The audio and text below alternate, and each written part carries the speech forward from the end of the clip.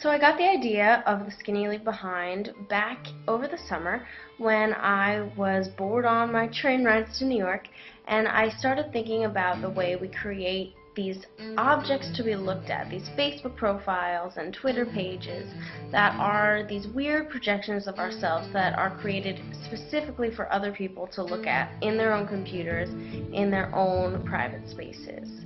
The Skinny Leave Behind is our debut production, and it explores themes of voyeurism, narcissism, and the internet.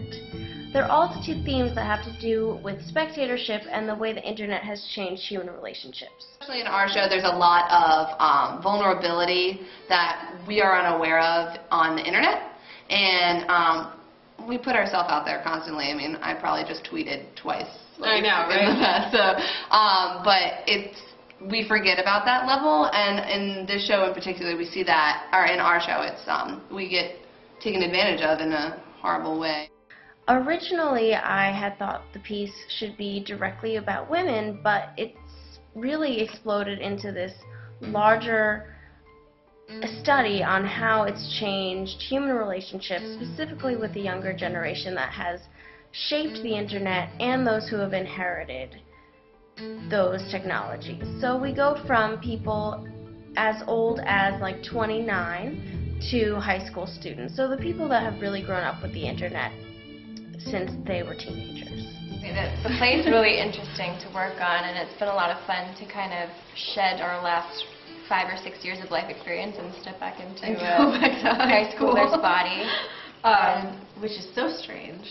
But the thing that I'm most glad about, I don't know about you, I'm really glad that we did not have like such access to each other on the internet as we do now when we were in high school. Yes. Because the decision-making process and everything of a 17-year-old, I think I would have gotten into a lot of trouble.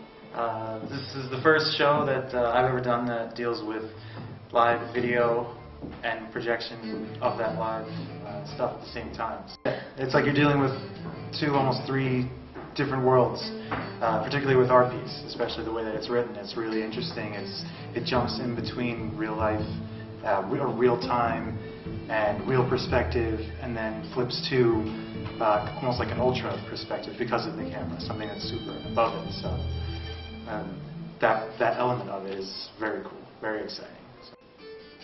It may seem like the clowns are out of place. Like, why have a clown with all these plays about technology and Facebook and young people meeting each other through other means than just saying hello face to face. But I think it comments on the way we're socialized because a clown is a completely unsocialized being. So maybe not completely unsocialized, but they're not socialized in the way we are. They don't understand our cultural norms. They don't. So it's interesting to have people like that, beings like that, in the same space as we are, as the people in the play. My character doesn't move. He really sits and talks. It's a complete park and bark role. So I needed to have something. I needed to have something to work from. I needed to get in a room with my fellow cast members and interact with them a little bit and get physical with them. And so that has a lot to do with what we're doing here with all 5 pieces and with the whole piece, with the whole evening as one. We're a lot of movement-driven stuff, a lot of socially relevant movement-driven stuff, and it's not so much out of fashion, but you don't see it much anymore. And it's not sexy and commercial. It's ugly and it's gritty, and we're getting it done. And I think people will be very viscerally moved by what they see, by what we bring.